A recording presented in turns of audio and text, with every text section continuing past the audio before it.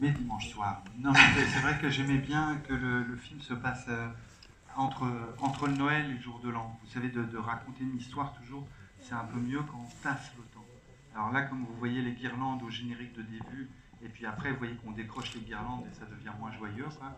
Et voilà, ça me permettait de tasser le temps, et c'est vrai que les lumières d'hiver à Roubaix sont particulièrement spectaculaires. J'avais fait un film, Trois souvenirs de ma jeunesse, qui était en été à Roubaix, mais là c'était un film d'hiver, c'est un film policier, c'est un film noir, donc je désirais ces lumières d'hiver, ces lumières de Noël.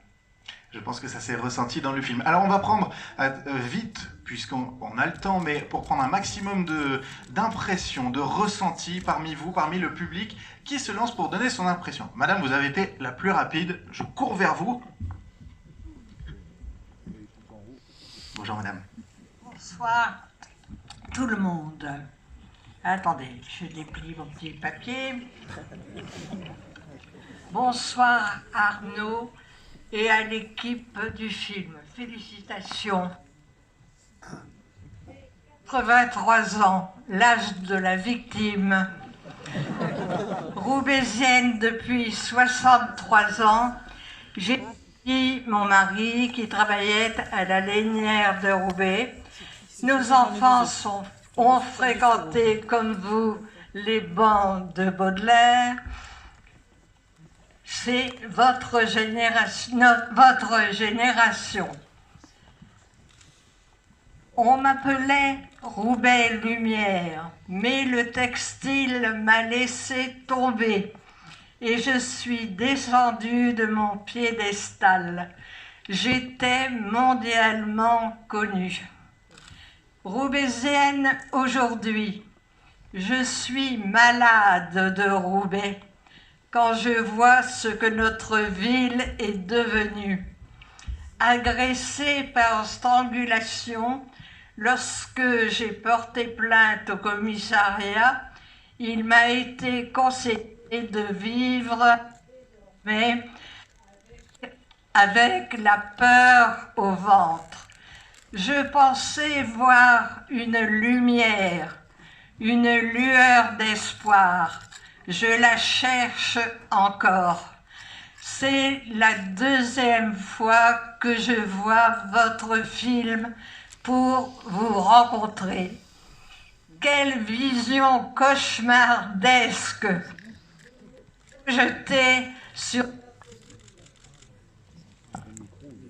Je crois que j'ai compris. De première classe. Ni fleurs, ni couronne, mais vivons en paix.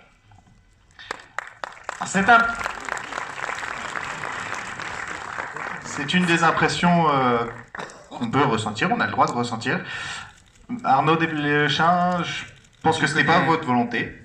Oh si, je reconnais. Aussi. Vous savez, il y a la voix, quand Daoud rentre chez lui et qu'on entend la voix du jeune lieutenant qui dit c'est une ville qui a flamboyé, c'est une ville dont la mairie a été immense et c'est une ville qui est déshéritée aujourd'hui.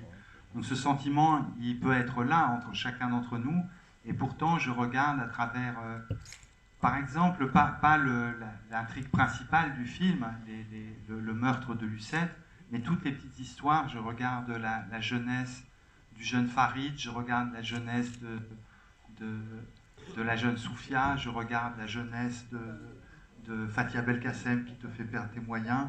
Je regarde ça et je me dis, c'est encore de la lumière. Il y a encore de la lumière. Alors c'est une ville blessée, mais dans cette blessure, chacun a apporté sa lumière. Même si c'est une ville blessée, j'ai l'impression, en voyant tous les visages jeunes qui sont dans cette salle, je vois il y a toujours une lumière, et une lumière, c'est les êtres humains, madame.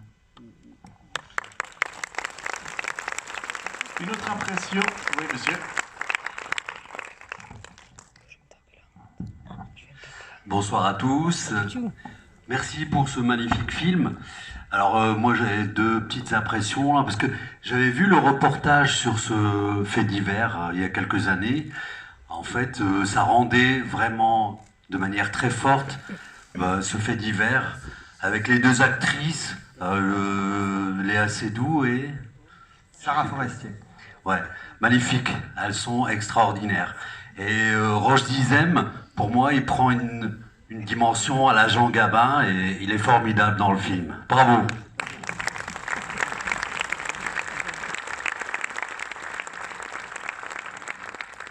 Alors, je dis, comment on incarne cette lumière justement au niveau, pendant tout ce film, comment on aborde ce rôle? Assez simplement, ma foi. C'est-à-dire que c'est déjà très écrit. Lorsque Arnaud vient me proposer le rôle, je lis le scénario, je vois le documentaire dont il est question, où de fait le personnage que j'incarne n'est pas très présent finalement dans le documentaire. Donc il y a la part d'imagination aussi d'Arnaud. Et tout de suite, je vois la dimension très charismatique du personnage. Et Arnaud est venu me voir en me disant, je te vois souvent sourire dans la vie, je te vois jamais sourire dans les films. Je voudrais faire un film avec toi où tu souris. D'où cette douceur, cette empathie qui m'a été conseillée, guidée, dirigée par Arnaud. Donc Arnaud, il ne vous le dira pas ce soir, mais en plus a le talent de pouvoir jouer aussi tous les rôles parfois. Je ne sais pas si les acteurs sont d'accord avec moi, je ne sais pas si tu es d'accord.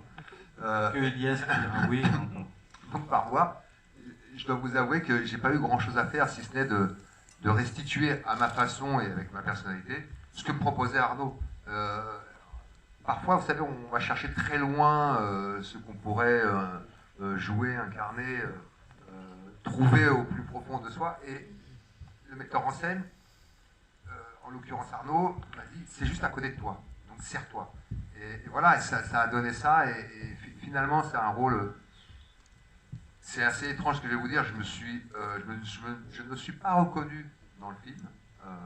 Bizarrement, j'ai réussi à avoir beaucoup de distance entre le personnage que j'incarne et moi-même, alors que finalement, c'est pas un rôle qui m'a demandé beaucoup de travail, beaucoup de concentration. C'était studieux, etc.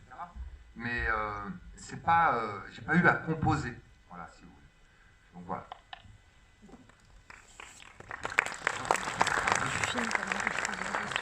Bonsoir. J'ai une question à poser. En fait, je voulais savoir pourquoi dans la première partie, il y avait beaucoup de, je dirais, des gens qui n'ont pas de profession, enfin, c'est pas des acteurs. Et aujourd'hui, c'est vrai que de voir des figurants, enfin, je sais pas comment on appelle, même si là, pour le coup, c'est des acteurs. Je voulais savoir pourquoi vous avez voulu prendre en fait des gens qui venaient aussi de Roubaix, au lieu de prendre des acteurs qui pouvaient très bien faire passer des émotions. Donc moi, c'est ma question. Parce que c'est dû à quelqu'un, et je pense que certaines personnes dans cette salle vont se souvenir de son nom, c'est Alexandre Nazarian, qui est là ce soir, qui nous a rejoint. Il est là, Elias l'embrasse. Si vous voulez, Elias, il m'a dit, Nazarian, il m'a dit, donne-moi un peu de temps, donne-moi 10 jours, donne-moi 2 semaines. C'est devenu 6 semaines. Ouais. Mais il a été filmé des gens de Roubaix.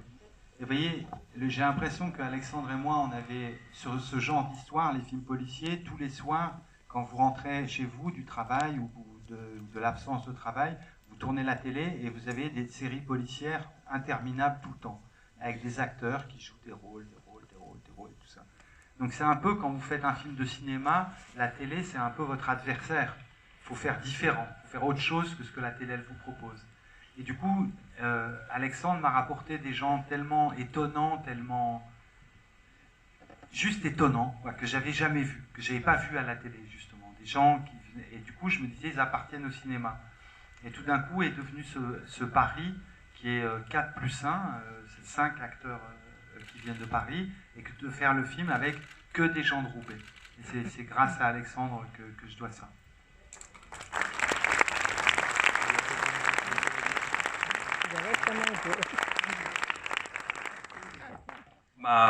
Franchement, bon, c'était super. Une grande poésie, autant les comédiens professionnels, les professionnels. Et, moi, ça fait 8 ans que je suis dans le Nord, et je viens de Lorraine. Et Roubaix, c'est vraiment une lumière tous les jours. Enfin bon, les gens sont magnifiques, les gens du Nord en général. Et je trouve que le film est une grande poésie, quoi. C'est vraiment, malgré la dureté, eh ben, on reçoit cette dureté des deux filles. Elles sont elles sont victimes malgré elles, comme l'explique très bien le commissaire Daoud.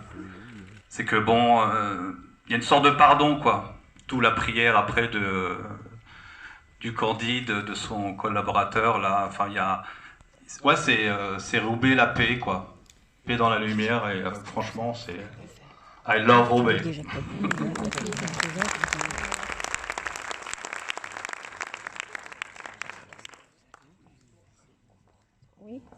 Merci, bonsoir à tous. Ben, moi, je suis aussi roubaisien, donc je suis né à Roubaix, j'ai grandi à Roubaix. Je me reconnais aussi dans le film, étant donné que je suis aussi agent de police. Donc, j'ai reconnu beaucoup de collègues du central de Roubaix, à qui aussi hommage. Je vous rends le fait que vous avez aussi choisi Roubaix. J'aime bien à la fin, lorsqu'on termine sur ce jeu du tiercé, parce que ce sont beaucoup les anciens qui jouaient au tiercé ici à Roubaix. Moi, j'ai souvenir que mon père jouait aussi. Un jour, j'ai été pointer son billet et on a gagné. Voilà, on a gagné, on a pu acheter une plus grande maison et je reconnais des voisins. Et je vous remercie encore pour ce film. Merci. Vous voyez, il y a un truc que j'aimais bien avec Daoud, c'est que il a de l'empathie, comme tu disais, il a une sympathie, enfin il parle aux gens d'égal à égal, mais il n'est jamais familier. Alors, par exemple, quand il va prendre un Perrier, il ne va pas dans un bar de flics ou il va au Grand Hôtel. Vous voyez, comme ça. Et après, il a ce rêve de petit garçon en disant bah, moi, j'ai pas fait d'équitation à 11 ans, alors j'aimerais bien m'acheter un cheval. J'aime bien les gens qui ne veulent pas être classés, vous voyez, qui ne veulent pas les étiquettes. Voilà, moi, j'ai pas d'étiquette, je m'invente moi-même. Et ça, je trouve que c'est tout à ouf. Voilà, c'est pour ça que j'avais choisi le cheval. Ah oui, tu vois. C'était quoi les questions? Bonjour, je m'appelle Théosia et je voudrais réagir au niveau du film. Parce que quand j'ai vu l'affiche Roubaix une lumière, j'ai cru que ça allait valoriser Roubaix, mettre un film plus gai. Et quand j'ai vu que c'était un film dur, je me suis dit déjà l'image de Roubaix elle est assez dégradée et on fait passer comme la ville de Roubaix comme si c'était une ville de criminels, une ville de voleurs, alors qu'aujourd'hui voilà, la ville de Roubaix elle n'est pas parfaite, mais dans ce film genre ça met pas en valeur du tout Roubaix, alors qu'il est marqué Roubaix une lumière et c'est pas du tout une lumière dans le film.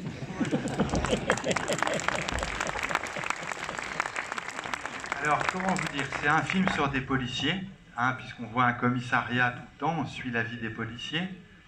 Et donc, quand vous allez à la police, généralement, c'est comme quand vous allez à la CAF, c'est pas pour les bonnes nouvelles, c'est pour les mauvaises, quoi. Donc, j'ai fait des films, vous étiez pas nés, où c'était des films un peu enchantés, vous voyez, sur Roubaix, sur un peu des contes ou des féeries. Et là, dans ce film-là, c'est vrai que j'avais envie de vous montrer, comme on dit en américain, vous savez, ils disent un film noir. Un film noir. Vous voyez, et c'était de vous faire un film un peu de genre policier et qui embrasse des faits brutaux, violents, parfois drôles, parfois tragiques, mais que ce soit montré que ce soit drôle ou que ce soit violent ou triste, que ce soit montré avec une certaine tendresse. C'est pour ça que j'ai appelé le film Une lumière, même si la lumière, et vous avez raison, est très sombre. C'est comme ça que je saurais commenter ce que vous dites. Oui, monsieur. Alors, bonsoir. Moi, j'ai pas de questions, c'est juste un ressenti. En tout cas, j'ai beaucoup aimé le film.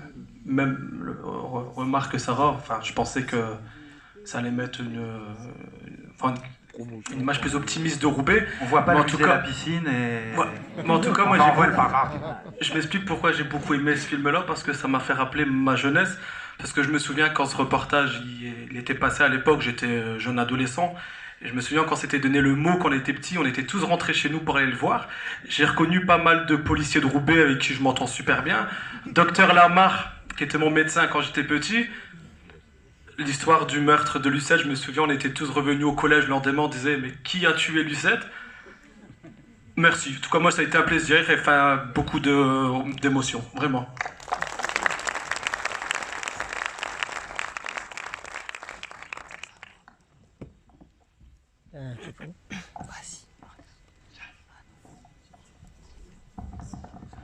bonsoir. Moi j'ai une question pour Monsieur Desplechin, qui a donné une interview au journal Libé, où il annonçait qu'il aimait cette ville de Roubaix, qui rendait en même temps un hommage à Roubaix en tournant un film dans cette ville et en s'inspirant d'un fait divers s'étant produit dans la commune. D'abord, une première question, c'est pourquoi n'y a-t-il pas eu un hommage qui est rendu à la victime de cette affaire? Et deuxième question, c'est pourquoi tous les personnages qui sont dans le film n'ont pas la moindre lumière. Même l'acteur principal du film, le commissaire Daoud, brillant soit-il, a une famille qui est entachée et qui est en prison.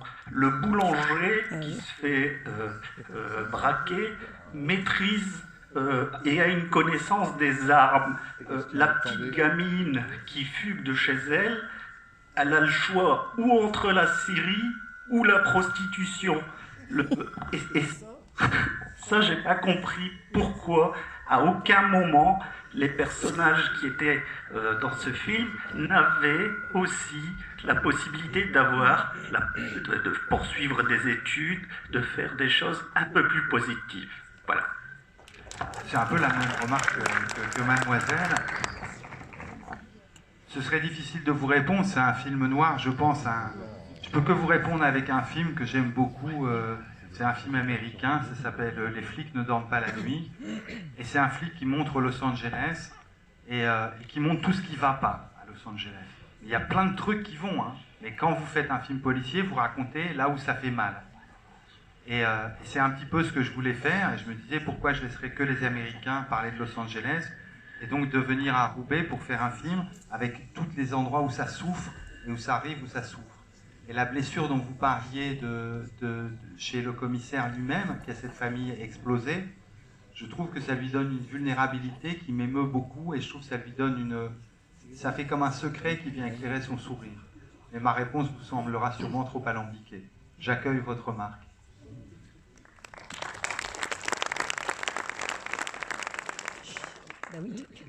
Moi, je voudrais dire bravo aux acteurs. Par contre, j'ai un seul regret, Monsieur Desplechin, c'est qu'on a... Et il y a... Le fils, le petit-fils, l'arrière-petit-fils. Vous n'avez pas... les seuls à savoir ce qu'a laissé... On a eu 8 mois. On aurait aussi aimé un hommage à la fin du film. Merci. Je vous l'entends, madame. Je pense que je suis moins au courant je suis moins au courant que vous, hélas, évidemment, parce que j'ai été protégé alors que vous êtes victime. Je crois que le producteur en qui j'ai plus que toute confiance, qui est un ami, un collaborateur, je suis son collaborateur, il est mon collaborateur, a eu plusieurs fois à essayer de faire tout ce qui était en son pouvoir pour essayer de rassurer. Ça fait toujours un vertige et une douleur quand on voit, et j'imagine que cette douleur a déjà dû être la vôtre quand il y a eu le film de Moscou Boucault, en disant « Mon Dieu, qu'est-ce qui va se passer ?» quand on voit son nom dans les journaux, et c'est un vertige pour chacun. Je pense, j'espère, mais quand je vous dis avec humilité, j'ai jamais de ma vie, à part maintenant, été aussi humble que je le suis. J'espère que le film est un hommage à la victime. Je crois que tout le film est un hommage à la victime. Je penserai à une phrase que dit Daoud, que je trouve vertigineuse, vous voyez, qui est très publique, mais quand la victime, elle passe, n'importe quel autre flic aurait dit au médecin légiste, rendez-vous à la morgue. Et lui dit, est-ce que je pourrais voir son visage? Et à ce moment-là, on s'arrête, et on s'arrête une seconde sur le visage de Lucette. Ceci est un hommage, c'était la seule façon que je savais de le faire. Disant ça, ça ne veut pas minimiser la peur qu'on peut avoir en se disant, est-ce qu'on va me blesser, est-ce que je vais être blessé? Le cinéma, ça fait peur, les médias, ça fait peur. J'espère à la fin, très humblement, mais vraiment prenez au sérieux mon humilité, que j'ai fait mon travail, soit de vous respecter entièrement.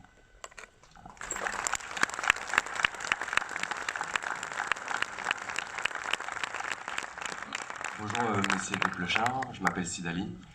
Et bon, moi je sais que vous aimez bien tourner sur Roubaix, donc déjà avec 3 souvenirs de mon enfance, que vous avez tourné à Baudelaire quand j'étais lycéen. Bon, pas à Baudelaire, mais c'est pas grave, on s'en fout. Je voulais juste savoir, quand viendra le prochain film sur Roubaix? Ben, j'en sais rien. Je parlais avec une journaliste qui m'a eu un effet de vérité très fort. Elle m'a dit, avec ce film-là, tu as la fin d'un cycle. C'est-à-dire, moi, mon premier film, c'était La vie des morts, vous n'étiez pas né, c'était à Roubaix, tout était à Roubaix. Et il y a toujours un moment où le personnage dit « Oh, mais finalement, j'ai changé d'avis, je vais à Roubaix ». Il y a toujours un moment d'un passage de mes films où ça se passe à Roubaix.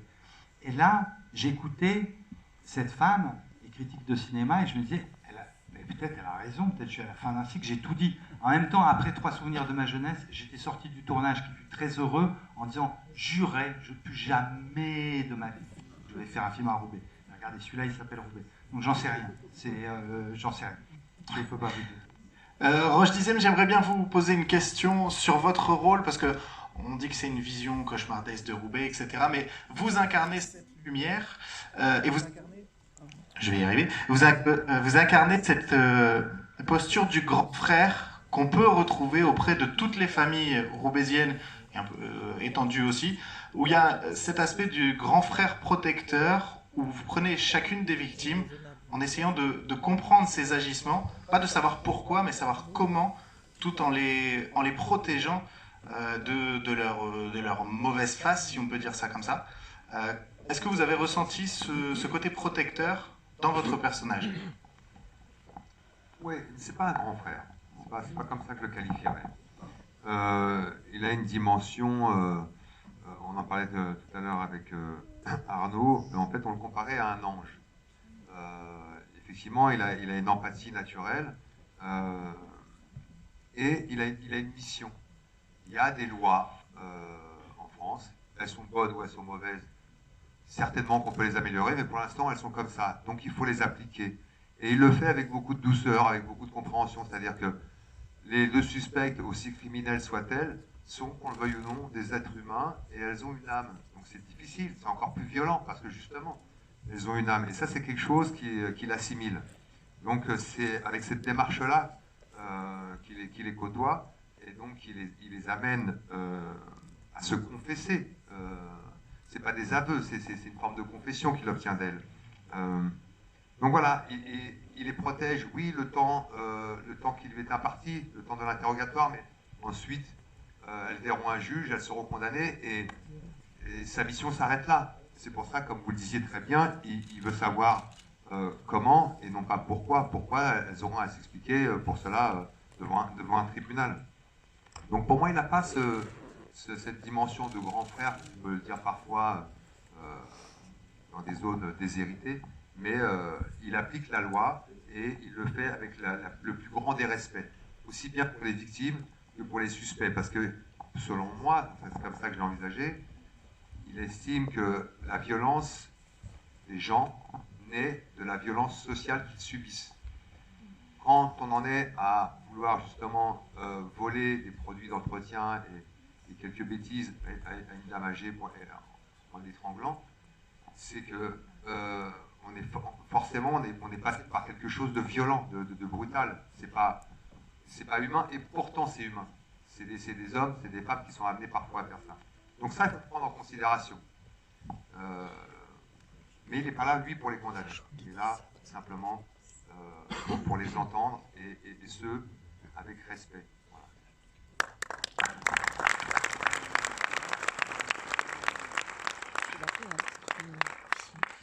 C'est bien, non? Non, non, moi je voulais vous dire quelque chose. Alors je vous accueille. Excusez-moi, donc je voulais vous dire, d'abord je voulais vous remercier pour l'amour et l'humanité que vous diffusez à travers ce film. Moi j'ai entendu des gens dire que vous renvoyez une image de Roubaix qui n'était pas belle. Vous montrez effectivement des quartiers en difficulté, vous les nommez, on les voit, mais vous aimez tout le monde, vous aimez tous ceux qui interviennent et vous parvenez à rendre humain, y compris 2 femmes meurtrières. Et ça, personne à part vous ne parvient à le faire. Et ce Roubaix qu'on retrouve à travers tous les films, il est souvent vilain, c'est vrai, notamment dans... Alors, je trouve pas dans ce film-là, justement, surtout dans trois souvenirs de ma jeunesse, où là, c'est très, très vilain. Mais là, vraiment, je voulais vous remercier pour ce film absolument magnifique qui m'a beaucoup touchée. Et je voulais aussi féliciter Emmanuel Lequien qui a réussi à se transformer en juge d'instruction. Et ça, tout le monde peut mesurer la performance. Je suis très touché de vous avoir touché. Et j'aimerais une dernière intervention pour clore cette petite... Alors, plouf plouf. Alors, moi, je confirme tout à fait les propos de madame. Madame, vous confirmez les propos? Madame, alors, on peut applaudir madame qui confirme les propos.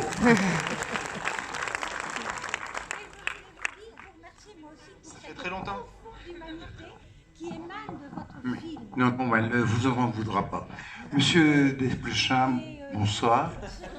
Merci de ce film. Ah! Je voulais dire aussi qu'en ce temps où on bouge beaucoup du flic, j'ai trouvé que vous aviez un certain courage de nous montrer des flics humains. Voilà. La police est dans la pièce, ça va. Voilà, la dernière intervention, s'il vous plaît. Alors, merci pour ce film que je trouve exceptionnel. Un film noir de cette qualité, c'est vraiment rare en France. Maintenant, permettez-moi de donner mon ressenti et de vous poser une question. Mon ressenti